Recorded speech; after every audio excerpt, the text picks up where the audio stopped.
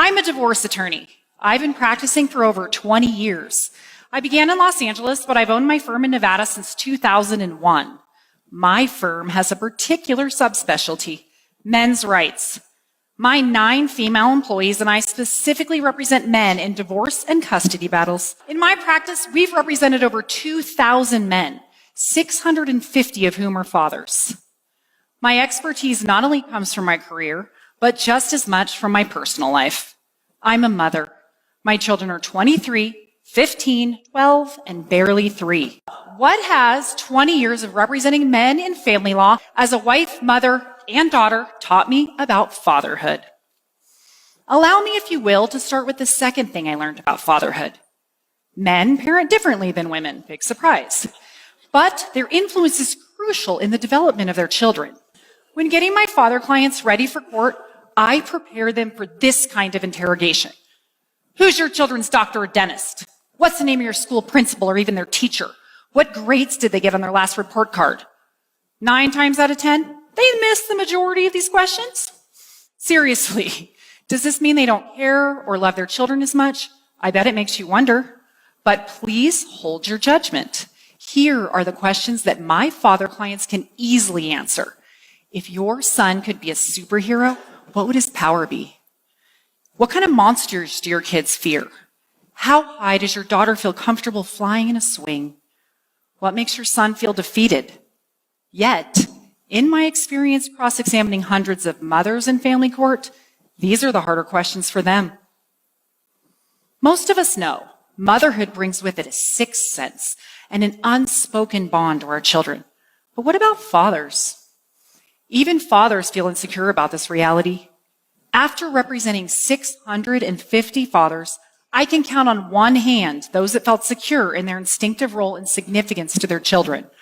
What's interesting is my anecdotal legal experience suggests otherwise.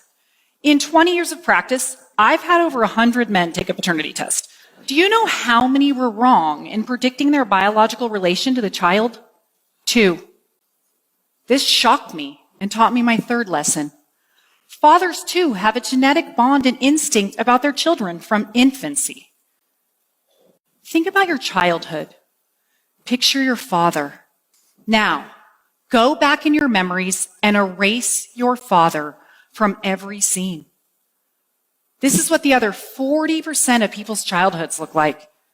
Nearly 2 of every 5 children in America are growing up without their fathers, or 17 million, according to the 2016 census. Other sources estimate as many as 30 million. In 2011, I joined the board for a local charity called Nevada Youth Empowerment Project, or NYEP. NYEP is a housing program for homeless girls, ages 18 to 24. As board president of this small charity, I've been closely involved and gotten to know the girls and their tragic stories over the years. Hundreds of otherwise homeless girls have come through our program. Their backgrounds and what they have endured would haunt you. Do you know the one thing all of these girls have in common? They all come from fatherless homes. Sadly, these girls aren't the exception. They're the rule. My fourth lesson about fatherhood came from the data. According to the Center for Disease Control, children from fatherless homes account for 90% of all homeless and runaway kids, 71% of high school dropouts, and 63% of youth suicides. While you listen to me speak, you have to be wondering, what makes fathers so crucial? Honestly, the answer is complex and better explored by psychologists. What I can tell you is that the data unequivocally tells us fathers are vital, and yet laws and society undervalue their importance, making it harder for them to be in their children's lives. Even fathers underrate their own value. I know this data upsets a lot of mothers, me included. But advocating for fathers isn't about diminishing mothers. While children deserve both parents whenever possible, this crisis is specific to fathers. The occurrence of fatherlessness is epidemic. The effects are catastrophic, and the causes are male gender specific. Nearly 30 years ago, leading child psychologist Michael Lamb reminded us, fathers are the forgotten contributors to child development. Yet, researchers have found that children with involved fathers have stronger cognitive and motor skills, elevated physical and mental health, become better problem solvers, and are more confident, curious, and empathetic. Sadly, we've had this data for 30 years, and fatherlessness has only continued to rise during this time. The main contributors to fatherlessness are divorce and out-of-wedlock births. Every 13 seconds, someone in America gets divorced. That equates to almost 2.5 million divorces a year. Currently, more than 40%, or 1.5 million babies, are born out of wedlock each year in the U.S.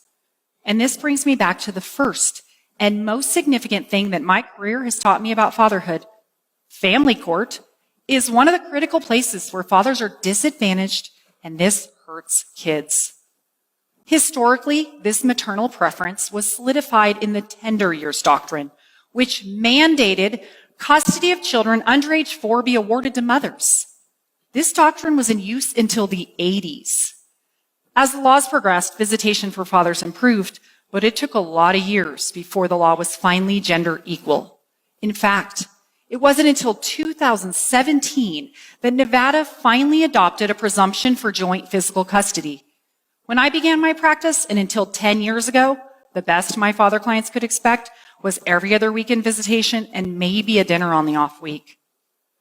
While significant legal progress has been made, this long-standing bias against fathers still occurs in the enforcement of custody orders, in child support rulings, and it exists in paternity laws. All the while, the number of kids growing up without dads continues to rise. Between 1960 and 2016, the percentage of children growing up with just mothers nearly tripled, from 8 to 23%. Paternity laws desperately need more reform to protect the 40% of children born out of wedlock each year in the U.S. Right now, once custody has been ordered, it's illegal to remove a child from their father, usually a felony. But it's perfectly legal in all 50 states for a woman to conceal her pregnancy, leave the father's name off the birth certificate, and never tell him he is a child, ever. How is this not kidnapping? Just as horrible, a woman can knowingly list the wrong father on a child's birth certificate, deceive him, and a short while later, in many states, the wrong man becomes that child's legal father forever. He's obligated to a child that isn't his, and that child just lost their real father. This is a betrayal of the worst kind. And the law not only allows it, it creates the opportunity. This is what we know. Every bit of data we have tells us children need their fathers. The law, its application, and society at large disfavor fathers. The law is improving, but the statistics are not. So, what can you do? We are the change makers, all of us. If you're a father, make the effort. Do everything you can to be in your children's daily lives. If you're a mother, encourage and facilitate the relationship between your children and their father instead of trying to interfere or control it. If you're a child, spend time with your dad. Ask him to do something. Seek his advice and guidance. If you're an employer, grant the fathers you employ the ability to be at their children's events, to help in their schools, to take sick days to care for their kids.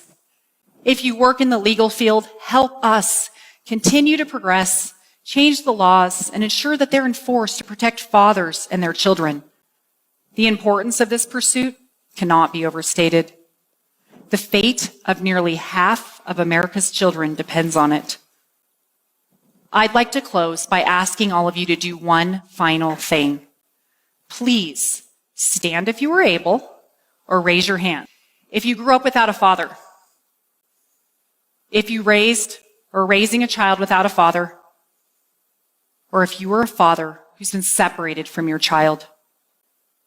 Now, look around.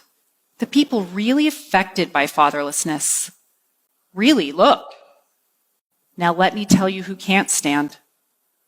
the 1,000 fatherless children who were murdered last year, the 3,000 fatherless children who died from drugs, the 3,200 fatherless children who committed suicide last year, and the 14,000 fatherless children who were incarcerated. Everyone, please stand for them and do everything you can to help the remaining 17 million fatherless children avoid these fates. Thank you.